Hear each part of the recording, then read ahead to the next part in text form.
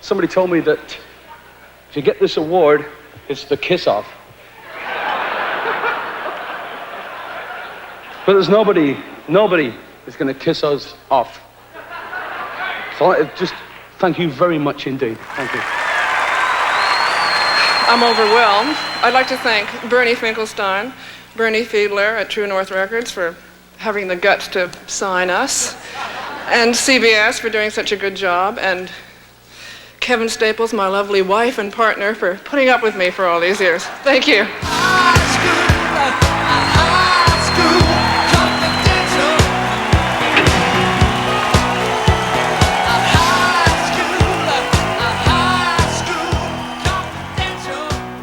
Hello and welcome. This time around, a feature presentation of two outstanding groups, each of whom in their own right have contributed to the obviously flourishing Canadian music industry.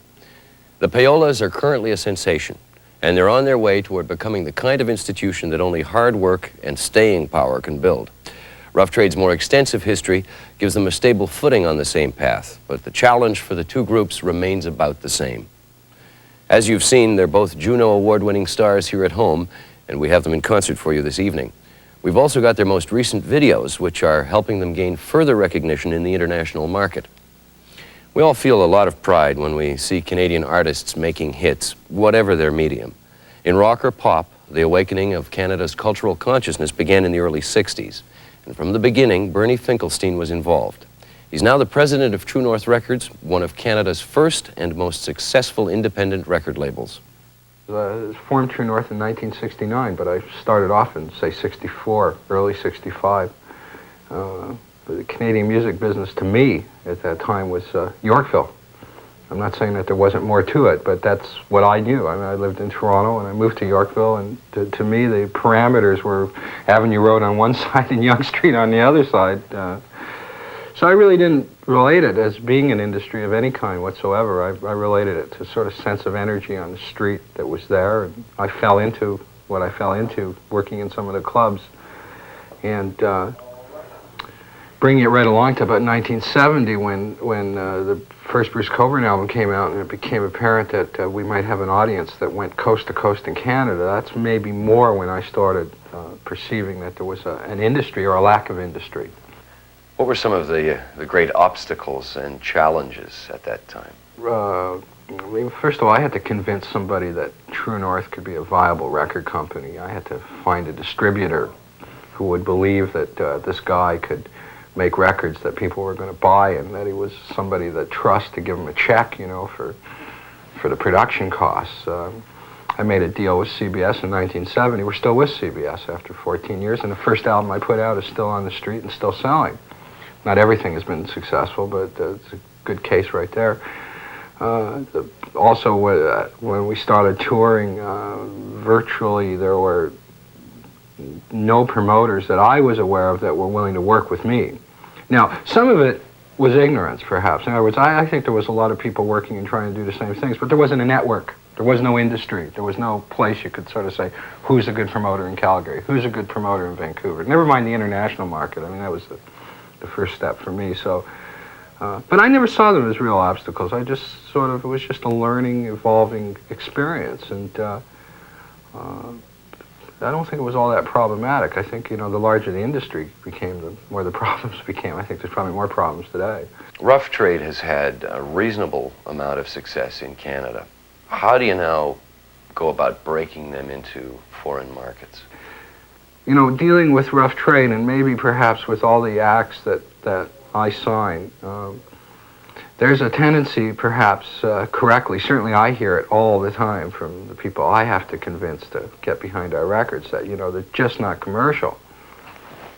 Now, there's another side of that coin, which is that they're so good that they should be commercial, because they're good. But record business doesn't recognize talent and reward it with money necessarily. That's not the way it always works. Maybe the shortest answer to the question is that we need a very commercial single. It's not an easy job to take a song like Crimes of Passion or Decadence and walk it on the top 40 radio. And when you get outside of Canada, radio's much more restrictive. in the U.S., in my opinion, than it is in Canada. It's much more formatted, formulated, consulted, et cetera, et cetera, et cetera. And Rough Trade are walking a very thin line, you know, between what can be played and what can't be played. When we've had cuts that obviously could be played, the audiences in any part of the world have responded quite well. None of this is a reflection of what I think of the cuts. I mean, I think it's just really good music. But I think also they're a very creative band. And if they lived in New York or in London, England, or in Los Angeles, some media center, apart from Toronto or a Canadian city, they might, just based on the reputation that they have and the originality that they have, be able to create the kind of atmosphere that creates a commercial market. Say like Talking Heads, you know, they're not a commercial band, neither Talking Heads, but you know, the overwhelming attention they get out in New York, and they deserve it, can really influence Pittsburgh and Cincinnati and Cleveland and whatever else, you know. But in Toronto, you know, the border kind of, you know, the 49th, you know, things stop a little bit, you know. It's like you got to start all over again, and people aren't that interested in Canadians coming down and breaking the rules. I mean, you know, they don't mind Canadians that sound really commercial. Let's get behind it. But you know, they're not that convinced yet of the creativity that exists in Canada, and that it's possible to have world leaders come out of Canada. I mean, it's not part of the psyche. And it's unfortunately not necessarily a big part of our psyche here in Canada to acknowledge that neither still. But I think really what Rough Trade have to have is a hit single. It's that simple. They've got the acclaim, they've got the reputation, they've got album sales that are anything from reasonable to great, depending. Both on how much you want out of it, and but certainly they're selling albums. We need to have a record that's top 10 everywhere at the same time. Everybody has a different perspective about what music videos are and what purpose they're serving. Do you think they're an effective marketing device? They are. Well, I think that right now video is the most important tool since singles got pressed on 45 RPMs and became so disposable and easy to put in record stores. What we do with our videos now, and I think it's the same with everybody, is we make these videos and we look for exposure. They're promotional tools. We don't sell them. You can't buy them, and we don't try to sell them. But I think that there may well come a point where the price break becomes small enough that they'll be available for sale. You might be selling, you know, you might end up selling, there used to be one cassette for every 10 albums. Now it's 50-50. You might see one music cassette for every 10 albums start very shortly. It's just price. I mean, they're very expensive right now, but I see that the Duran Duran video is... so you got a whole market, apart from the sort of passive viewer at home. There's going to be a music channel in Canada, a video music channel. MTV, I guess you've heard this story 100 times, but it bears repeating. I mean, MTV changed the music business in the U.S., broke all kinds of new acts. So I think that it's just as important as anything is right now, and more important than most of the old things. It's probably more important to have a good video right now than it is to get out on the road and do a tour. Because of Bernie Finkelstein's pivotal role in the careers of Rough Trade, Murray McLaughlin, Bruce Cockburn, and others since 1964, he's become not only a key player, but as you've just seen, he's also a sharp and critical observer. Later in the program, Paul Hyde and Bob Rock of the Payolas give us their impressions of the view from the West Coast. Right now, just before Rough Trade's new video and their concert for this evening, Kevin Staples shares some memories of their early days in Toronto. I first saw Rough Trade in the basement of the legendary Colonial Tavern, and I've watched them trace a path of innovation through several changes of costume, an early direct-to-disc album, their first video, and initial success in New York City. But it all began for Staples and Pope before they became Rough Trade. Memories. Well, I guess what it was that Carol and I were both working as freelance artists in the animation business. And we spent a lot of time listening to the radio while we did this menial labor. And we're always getting really frustrated by what we were hearing. We'd already been working together for about 5-6 years at that point, as just writing as a hobby.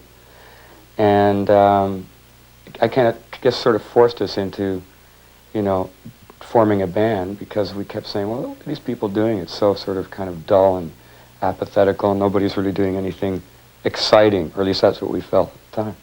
And that's what really got us into forming a band and doing our own music, which was, at the time in Toronto, not really something that you could do and make a living, because most of the bands were doing, if they weren't already established bands that had been playing for a long time, were usually doing top 40 or, other people's material.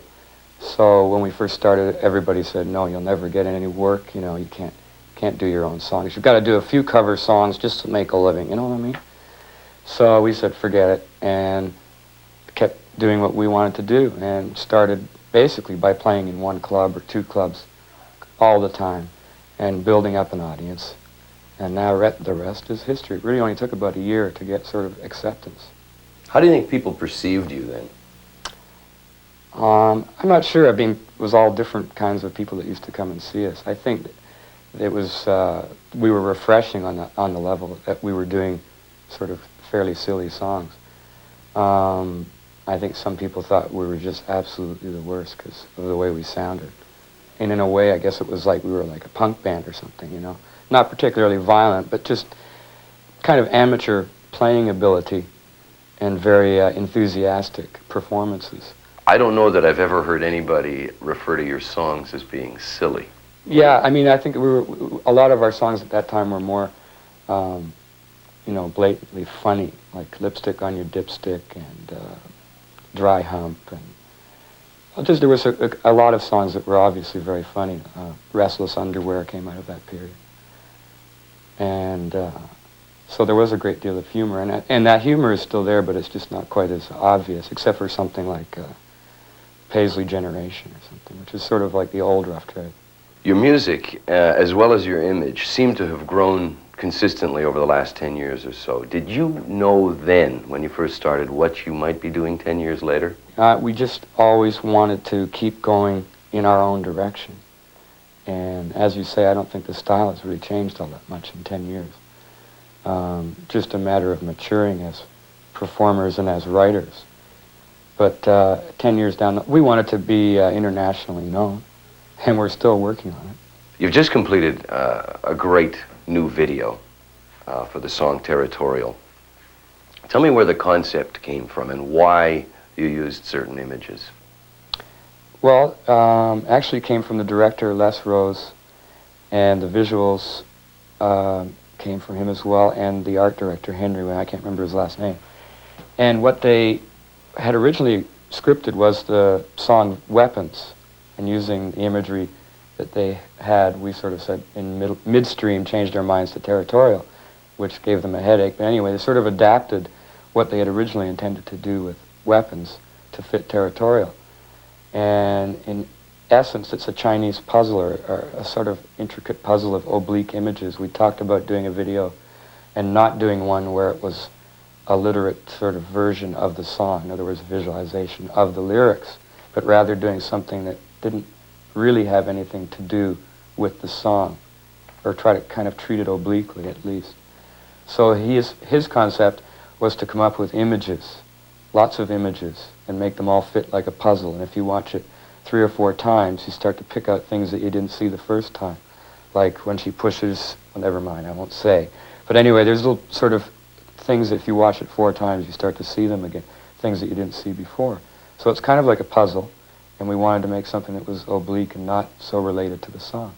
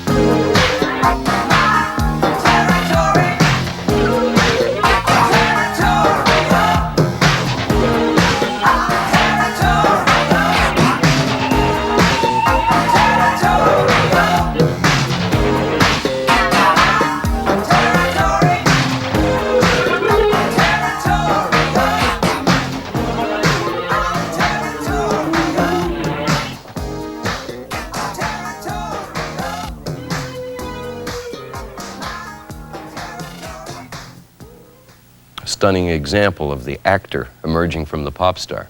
But whatever the spin-off possibilities for Kevin and Carol, their focus remains fixed on the source of Rough Trade's magic, the way in which they compose and shape their music. When we sit down to write, we won't sit down and compromise ourselves. Although I shouldn't say that, but I mean, I don't think we've done it yet. I don't think Carol would do it, especially with her lyrics. I mean, it's much easier for me because music is kind of like Esperanto. What does it really mean anyway? It's universal. With Carol, she would feel, I think, very badly if she dropped everything and just went for the simplest. Although I think she is simplifying what she's doing already.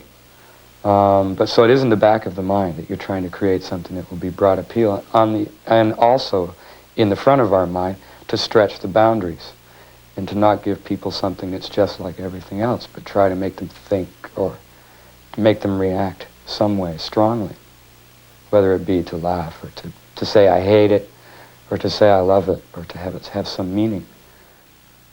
That last statement from Kevin is a great capsulization of the attitudes that he and Carol have brought to the group during the first 10 years of its future. But in the present, we turn to the concert stage for their complete statement. Ladies and gentlemen, Rough Trade.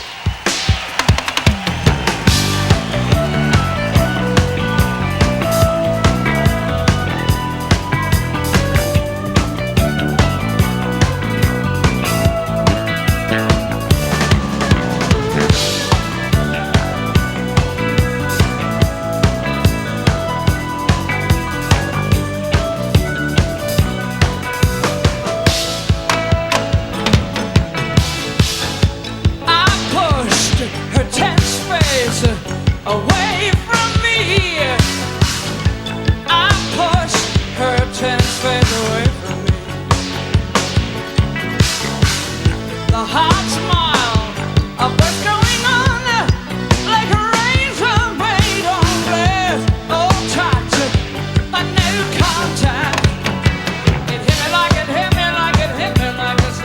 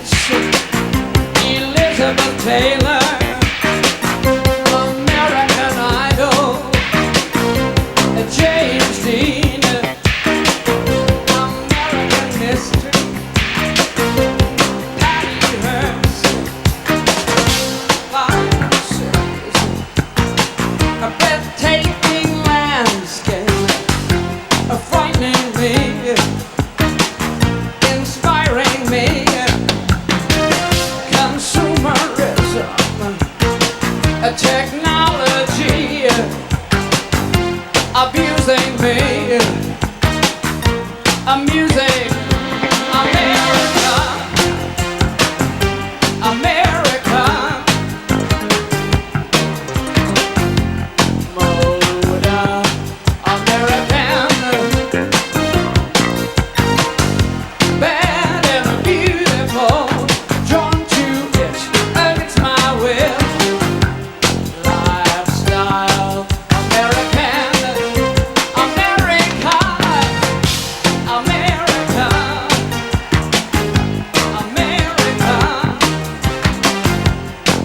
moda American, America, bad and beautiful, drawn to it against my will.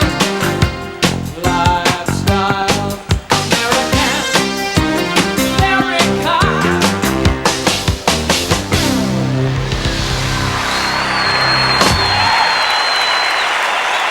Thank you.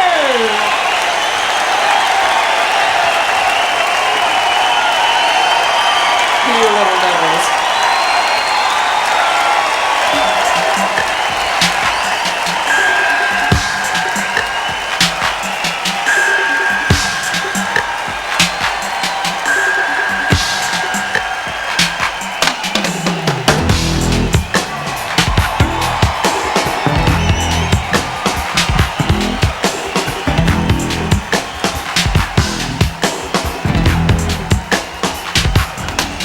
There's a groundswell sending shockwaves through the world. People are waking from their big sleep. There's an outcry rising from a million throats. People snapping out of their drug-induced states. They're quaking with the DTs, examining their priorities, and calling for the big green, shaking the foundations, shaking the foundations, shaking the foundations of the world. They're running to the left, deflecting to the right. The future looks dim. Panic is setting in. There's an upheaval sending tremors up and down my spine.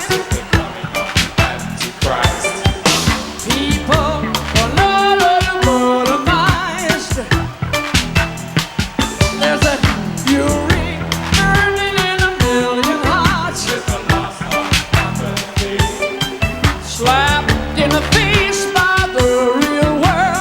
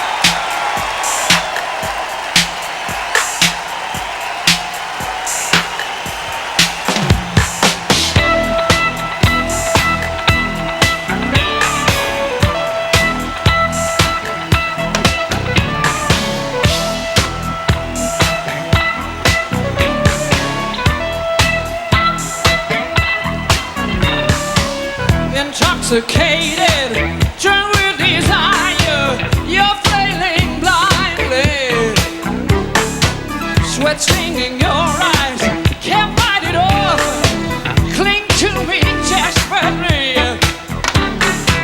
You'll never give up my numero fatal, ah yes.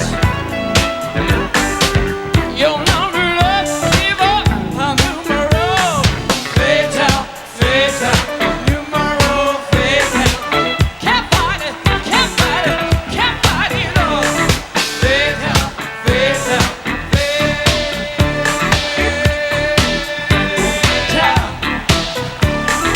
numero fatal.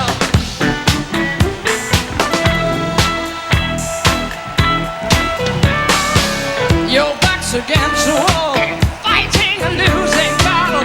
It's so hot, so hot. There's no sound in this room except our breathing. You'll never give up my numero fatal, ah yes. You'll never give up my numero fatal, fatal, numero fatal. Can't fight it, can't fight it, can't fight it all. Fatal, fatal, fatal.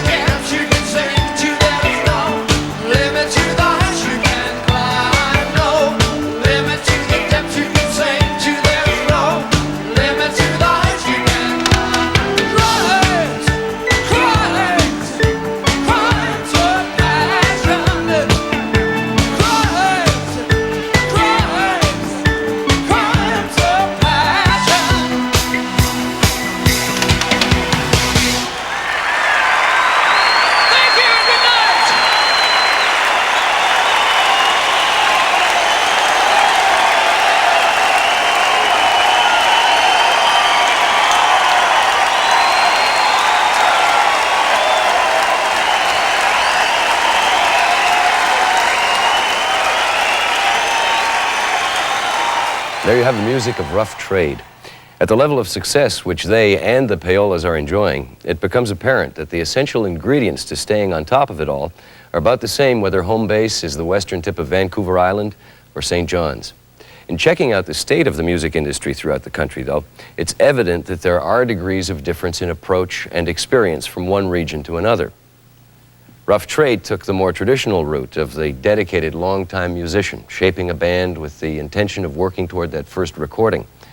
On the other hand, you could almost say the Payolas were formed in the studio. As Paul Hyde and Bob Rock recall the environment they started in, you'll get a very specific feeling for the unique West Coast scene in the late 70s. It was very raw when we first got together. There was lots of great bands happening at the time. Lots of independent singles were being released. Kind of make your own record kind of thing was happening. Some great bands that have since departed. Young Canadians and the Pointed Sticks, etc. And we kind of grew out of that whole era. Yeah, it was a real sort of real good spirit of creativity at the time, and everybody was. It seemed like everybody was in a band. You know. Bands kept changing and get on stage and sing their songs. It was really healthy. Yeah, it was really healthy. It encouraged. It was easy to seemed easy to just go and play somewhere or to make a record. You know. Tell me honestly, what does it feel like to hear your own music on the radio for the first time? It's great. Nothing like it. Nothing like it. Especially when it's good music. Yeah, I remember when Eyes of a Stranger came out the first time I heard it. I was walking down Davy Street in Vancouver, and I went by a stereo shop, and I heard it coming out of the store. I sort of ran in there and said, I walked over to the thing, and the guy came over and says, can I help you? I says, yeah, that's me. And he goes, no, it's Asia. I said, no, it's me. He goes, no, it's Asia. And he's like, that's a big argument, you know. It's me, listen. Yeah, it wasn't Asia. When I read a line like, the record company doesn't know what to do with the Payolas, I wonder what that means. For one thing, our name, right? It's like, Dick Clark doesn't want us on American Bandstand. People go into radio stations to get our record played, and they hand it to the disc jockey, and it says Payolas. The guy freaks because it's, like everything. It's all over the place. It's in every industry now. So it's like we've got one negative, and then we've got to kind of make up with a great song. We've got to make that up with a great song, and if we don't have a great song, then they just don't give it a second listen. So it's tough, And we're not Duran Duran. I mean, we're slightly overweight, and etc. Aging. God.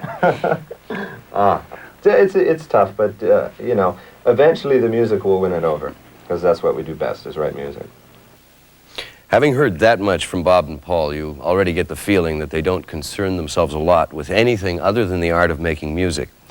Perhaps because of that nonchalant approach, they had 2 best-selling LPs. The second, No Stranger to Danger, went platinum in Canada at about the time when they completed a grueling 70-city American tour, and the album picked up 4 Juno Awards. Their third album, Hammer on a Drum, establishes how well they're able to utilize all of their talents and skills, and the payoff is a stronger statement and a product that competes with the best. Paul Hyde's lyrics lend themselves beautifully to the making of videos, and the Payolas are now able to treat that medium with the special attention it needs. You'll find out more about that. On the audio end of the spectrum, Bob Rock's experience as a recording engineer is a priceless asset to the band. From the introduction of multitrack in the 60s through the direct-to-disc experiment of Rough Trade, we've watched and measured Canadian facilities against the world standard. Rock says that today Canadian studios are as good as any in the world. But technical quality isn't the whole story. As the Payolas and Rough Trade have both said in this show, their songs are the essential content of their performance. Bob and Paul talk about that with reference to Where Is This Love, the song and the video. Where Is This Love was a song I wrote in New York when I was there for about a month and a half. I was doing some recording there, and I wrote the basic song there. And we played it on a tour last year during sound checks and stuff, and Paul never really had a handle on the lyrics until we went to Los Angeles. And we went to see Bauhaus, which is an English band. And while we were there was a group of kids standing next to the table we were sitting. And there was a girl in the group that was crying, and they all seemed like they were very troubled. So for some odd reason, Paul asked what the matter was, and she told us that her dad had given her a nice sock to the mouth and said, okay, go out and have a good time, which was, kind of hit hard. So when we got back to the hotel, I said, Paul, there's your song, no problem. So he went into the can and wrote the song. or something like that. Or something like that. And I made a little, built a little story around it as well, of a sort of. Not that particular incident. No, not that particular incident. I just built a story around a kid who has problems with abuse and what happens to him at school and stuff like that, and that lent itself well to video, as it happens, and. So when we did the video, it allowed the guy to be quite lyrical with his camera work as well as. He understood the song really well, and we talked it out. He sent a storyboard up with all the shots on it and described what he wanted to do on film, and then we worked it out. And any points that we didn't sort of like, we told him. But he was pretty good. Like, he understood that. There was to be no violence in the video. There was to be no sort of smacking of kids in the mouths and stuff like that. Because it would have been very easy to do something like that. Because actually somebody had submitted a thing to us that did have like violence in it, and it's just stupid. And they didn't do it.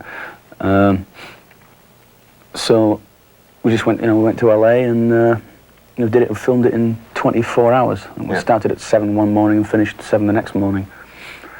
Used somebody's house in Hollywood somewhere. Did a bit on the street. Did stuff in an old Hawaiian restaurant from the 1920s that hadn't been opened since then, and somehow they got into the place and got permission to go in there. We did all the live band stuff in this sort of restaurant with logs everywhere, and now Paul's thinking of a career in acting. Hardly. The parts of no, I think pouring in. I think not. Offers. Yeah. You got to see it. It's great.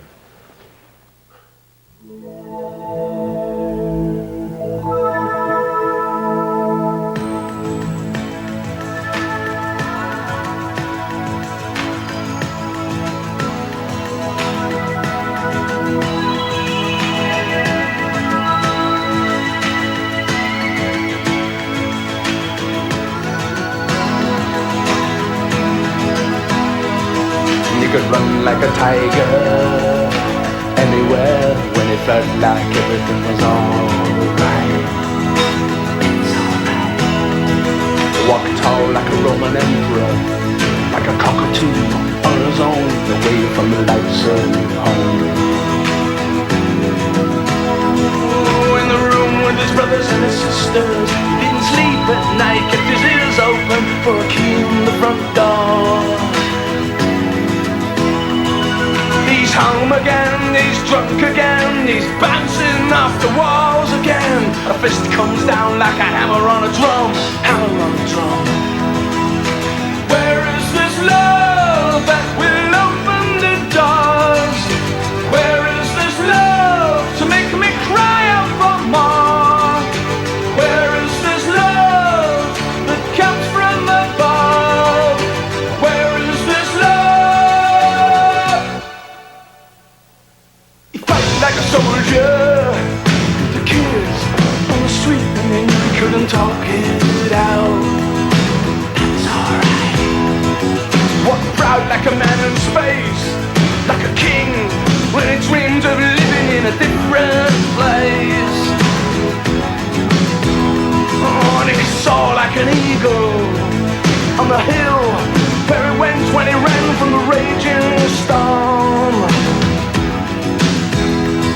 He couldn't think it good, couldn't take the pain. He cried out for love and no one came.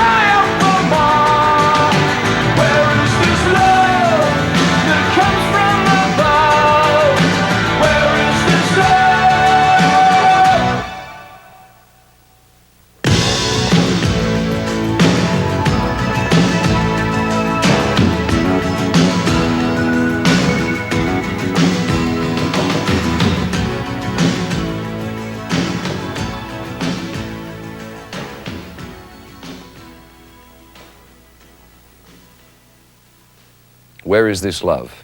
Delicate subject, powerful video. I'm happy now to welcome the second of our featured artists to tonight's show, playing some of the tastiest rock around, in concert, the Payolas.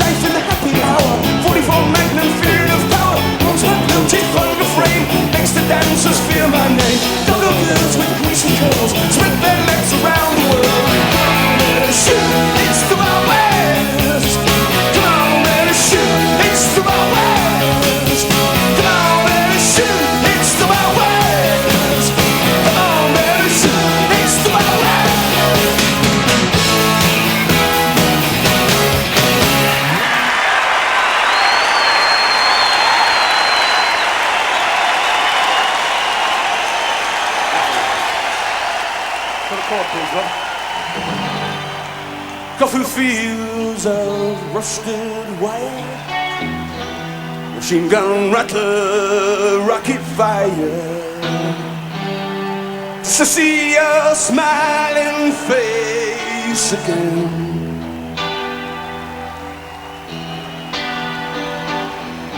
huddled in the bombed out ground, deafened by the thunder sound.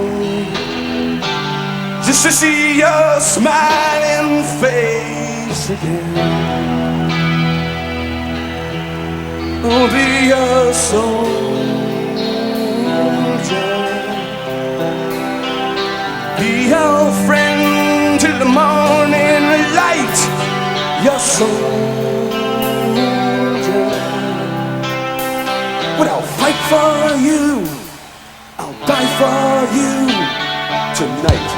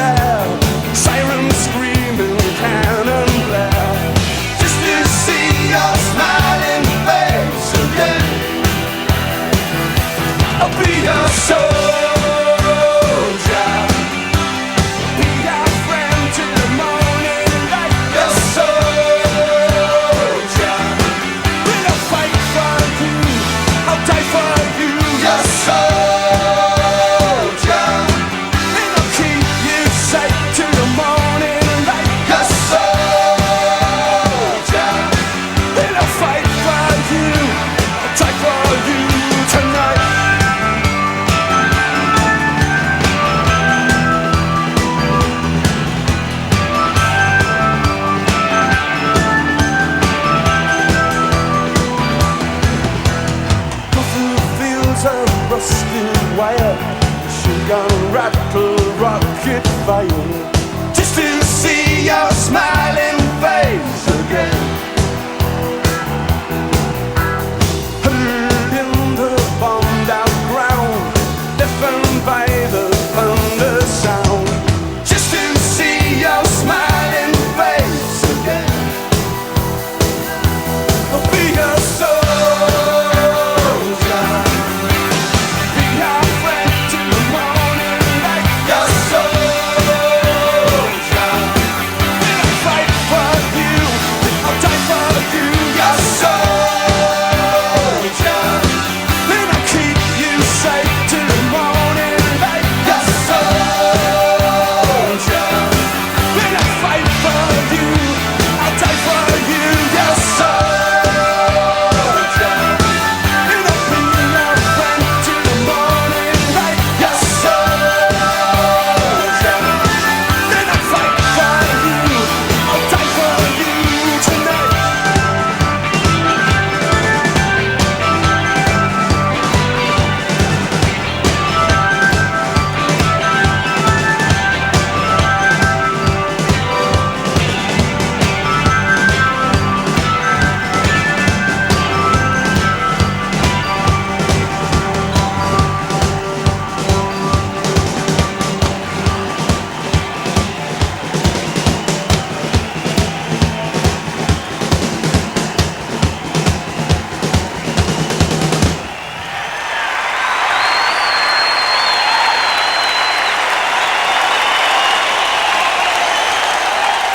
Here's one of my favorite songs. Now, you'll probably never hear this one on the record. It's called Kill the White Man.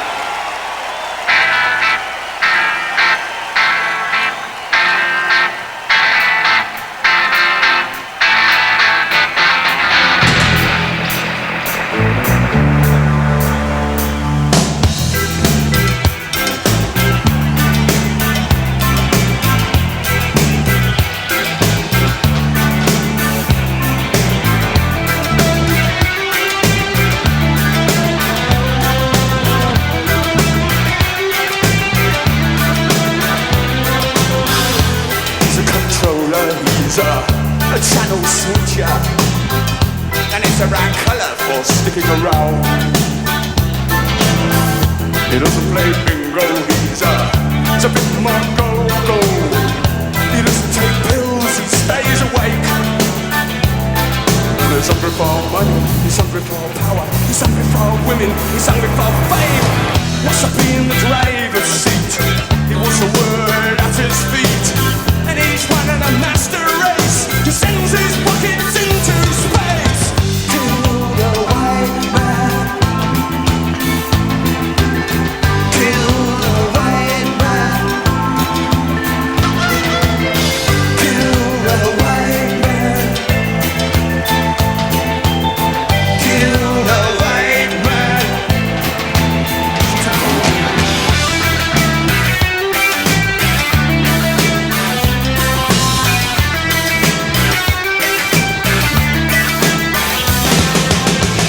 He's in Africa, he's in your living room, he's international, he's got no flag.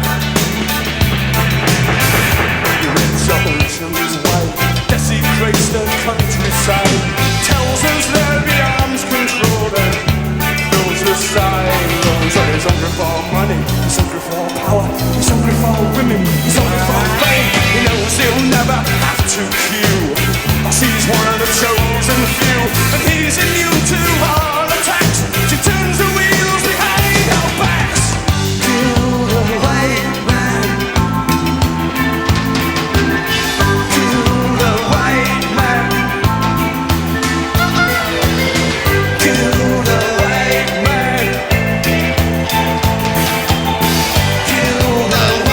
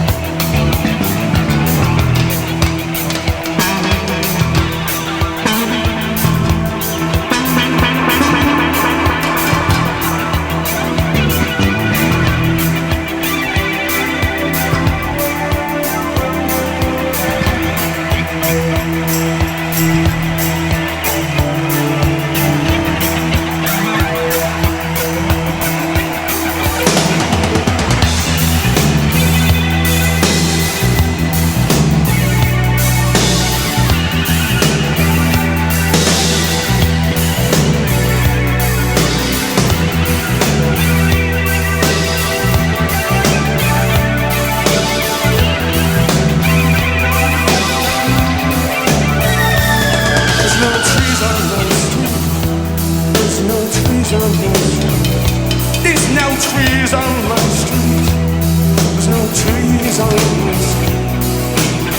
Then he left the madman cried and he fired his shot towards the skies. In my hand I hold the answer to all the landlord's greedy cancer. No trees on my street. There's no trees on my street. There's no trees on my street, on my street, on my street, on my street.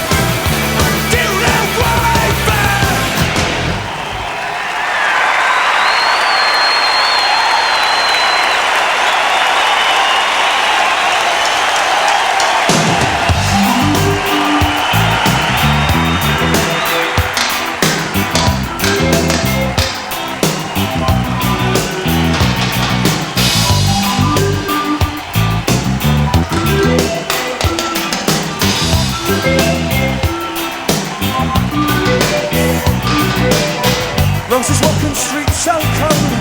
She's all alone. Even the needle's home.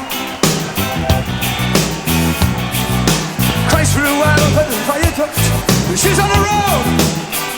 She's balanced on stepping stones. Hey Rose, I think that you're alright. I'd like to see inside your life tonight. I'll give him a coat and he argued the price. She told me some stories, but then you think twice. She's crying down Water Street, cause she got no bread. There's some music in her heart. Listen to me. Puts her around in a bowler hat. He got spare change. And when he acts so strange. Get away from me right now. Hey Rose, you're one of a kind with your cocaine style. Your rock and roll mind, no stranger to danger. The limelight fight, fate of the daylight, fate of the night. She said, I'll never be a kid.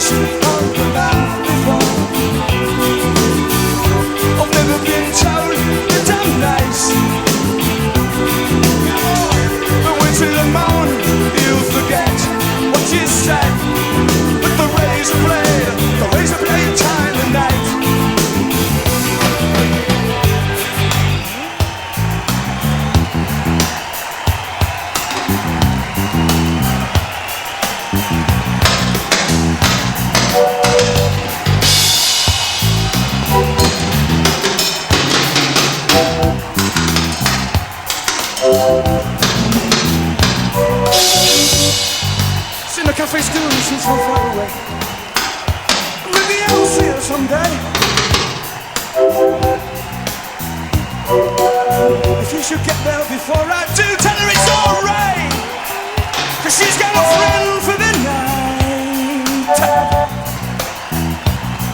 Heroes, oh, seem to have money when it acts like a pig and you still call him honey. Oh God, I'm fat, the good life shows and you're still crawling round with the north wind blows. She said, I've never been kissed on the mouth before. I've never been told that I'm nice. But wait till the morning, you'll forget what you said. The razor blade time of night. I've never been kissed on the mouth before. I've never been told that I'm nice, I'm nice, I'm not so nice now.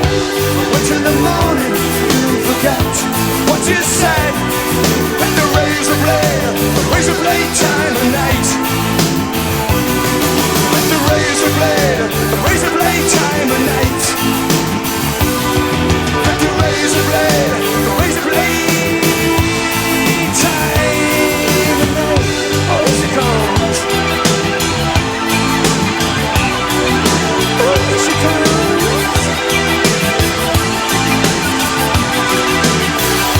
Here she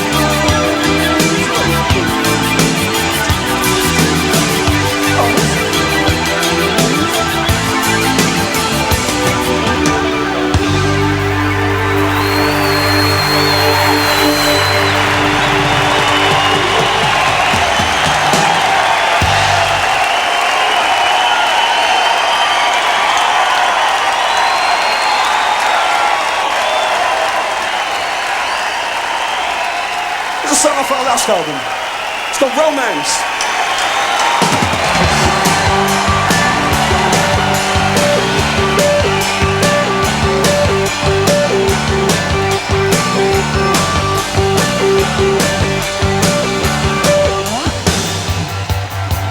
I play games in the shadow of the moon. There's too many times the same old tune. You don't jive from 65. She's still alive. And I play Main Street, the one that destroys. Bleeding out windows, laughing at the toys. And it's the colours she enjoys, not the boys. But now she's got older. The streets are much older. Nobody told her they gave peace a chance. But that's romance, romance, romance, romance. And there's a child with flowers in her hair, amazed the prophets and promises to spell. So devout, how far out, man? This harmless, she only meant well, surviving in heaven by ignoring all the hell that he's in a state to make. I'll make it. But now she's got older. The streets are much colder. Nobody told her they gave peace a chance. That's romance, romance, romance, romance.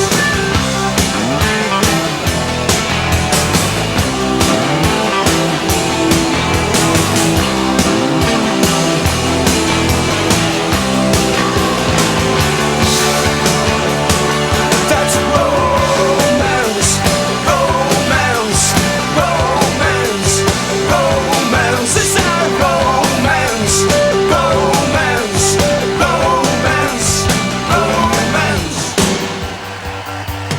And it was a feeling that grew in the sun. All she was saying, I finished with a gun, killing licks from 66.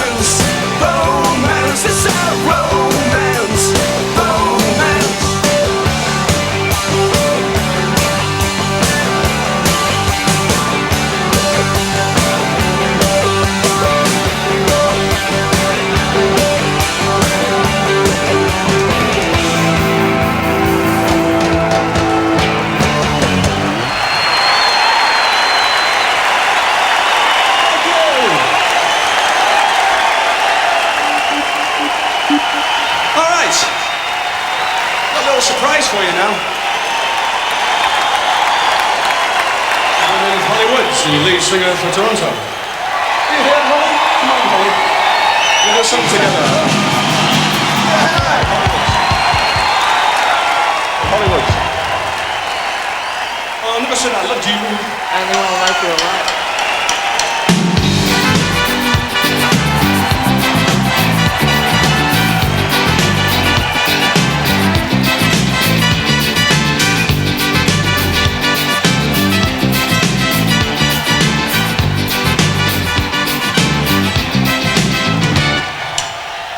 Said I loved you, didn't wanna know. Oh my God, never said I loved you. I ain't always a child. When the waiter shouts for last call, says a name with total recall, suggests the perfect place to go. No human being shall ever know the places I could take you to. We've even got a skyline view, but I won't say I love you. I don't wanna know. Oh my God, never said I loved you. I ain't always as high.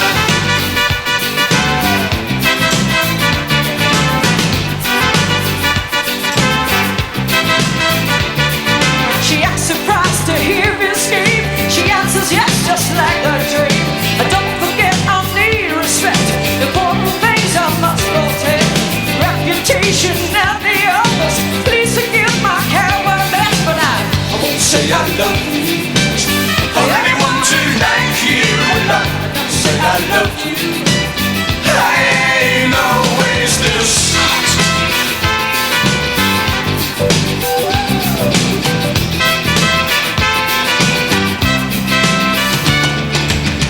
After all the groaning's over, he starts to smile and rolls her over. Another number in the book.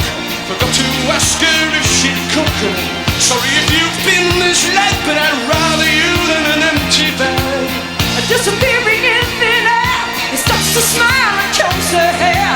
I hope he falls on Friday night. I've nothing planned and he's alright. Well, maybe we can catch a show. With subtle words I'll let him know. Never said I loved you. Didn't wanna know. Oh my God, never said I loved you. I ain't always as high. Never said I loved you. I only want to like you. Never said I loved you. I ain't always as high. Never said I loved you. Only want to like you. Never said I loved you. I ain't always this high.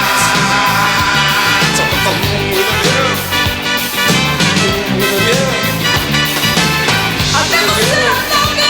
I never said I like you. I never said I love you. Cause a man is holding on. Every night's to you. I only want to let you know. I only wanna like you.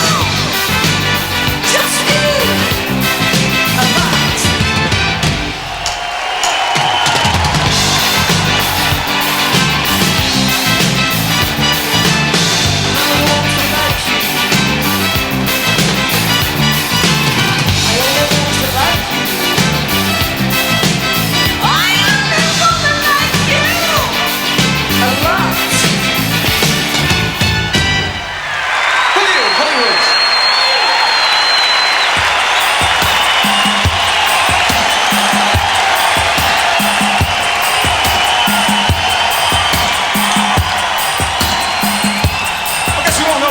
One, eh? Because I'd like you to sing along with me at the end if you could.